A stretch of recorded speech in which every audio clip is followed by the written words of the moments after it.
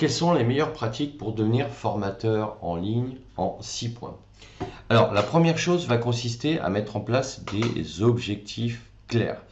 Donc, pour ces formations en ligne, j'en ai déjà parlé, ça correspond aux objectifs finaux et aux objectifs intermédiaires. Donc ça, c'est un point incontournable. Ensuite, il va falloir adapter ces contenus aux différents styles d'apprentissage. Donc là aussi, je vous invite à aller voir la vidéo sur les profils de compréhension et les profils de motivation. Ce qu'il faut comprendre, c'est que il y a plusieurs types de profils. Il y en a qui seront beaucoup plus sensibles à tout ce qui est visuel, d'autres auditifs et d'autres kinesthésiques, c'est-à-dire qu'ils vont vouloir mettre en pratique pour apprendre. Et il faut être en capacité de mettre en place des séquences pédagogiques avec des activités pédagogiques, c'est-à-dire des cours qui proposent ces trois schémas et ces trois modes d'apprentissage. Ensuite, il va falloir donc utiliser des supports qui soient visuels et qui créent de l'interactivité, notamment à travers des exercices ou des études de cas. Alors ça peut être après avec des évaluations sommatives ou formatives. Là aussi, je vous renvoie à la vidéo sur le sujet évaluation sommative ou évaluation formative. Et parce que ces deux types d'évaluation ne vont pas créer la même interactivité avec les apprenants. Mais il va falloir les utiliser de manière conjuguée dans vos séquences pédagogiques. Ensuite, il va falloir donc utiliser des visuels interactifs qui sont stimulants et qui vont favoriser l'engagement.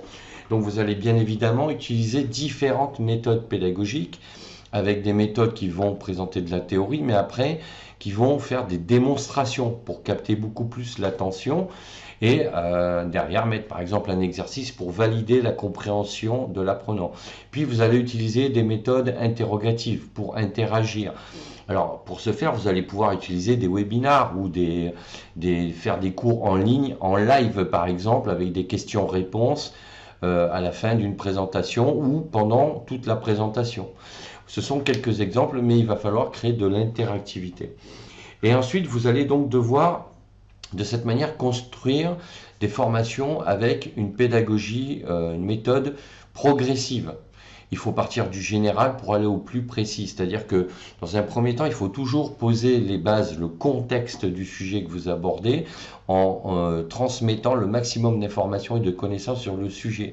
Pour après, quand vous basculez sur une autre méthode démonstrative, par exemple, de permettre à l'apprenant d'avoir assez de matière, d'avoir mémorisé assez de matière pour comprendre le sujet.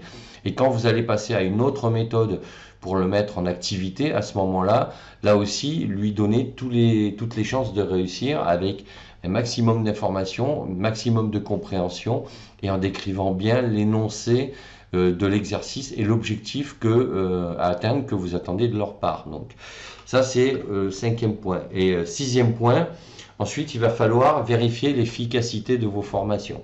Et ça peut se faire à travers la plateforme sur laquelle vous avez implémenté vos cours et vos formations avec une fonctionnalité qui vous permet d'évaluer la durée de suivi de chaque cours par vos apprenants.